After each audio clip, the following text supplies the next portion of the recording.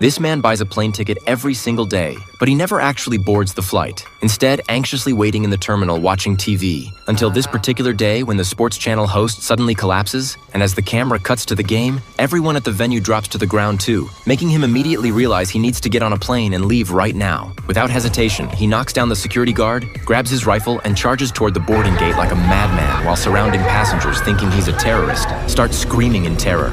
And at this moment, the flight attendant also senses something's wrong outside and frantically tries to close the cabin door, but it's too late. Seeing the armed man, passengers on board start panicking, and the man orders the flight attendant to close the door immediately or he'll shoot her, leaving the attendant no choice but to comply. The man then rushes straight to the cockpit where he suppresses his fear and explains to the captain that they must leave before sunrise or everyone will die. But the captain is completely baffled, and just then the man is distracted by the air marshal knocking on the door. Seizing this opportunity, the captain tries to grab his weapon but not only fails but also gets his palm shot through when the gun accidentally goes off.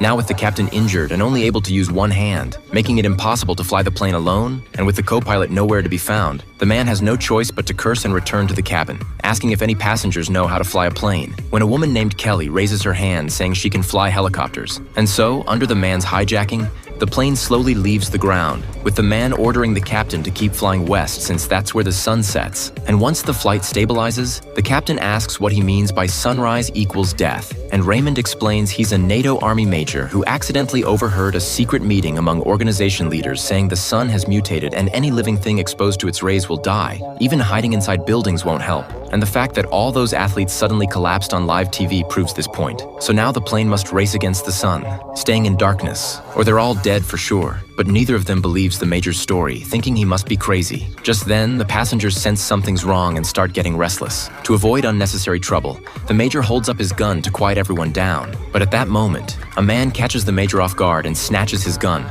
holding it and ordering the flight attendant to lock the major in the bathroom. But the major explains he's only doing this to save everyone's lives, though in the man's eyes, he's nothing but a terrorist. And to avoid unnecessary casualties, the flight attendant quickly locks the major in the bathroom. Seeing the situation is now under control, the captain decides to make an emergency landing at the nearest Iceland airport. But when they arrive over Iceland airport, the scene below instantly terrifies him as the ground is ablaze with people fighting desperately over planes. The scene utterly horrific, and now the two realize the major was telling the truth. The sun has mutated, and to survive, they must keep flying west. But Kelly discovers in horror that the plane only has enough fuel for 50 miles.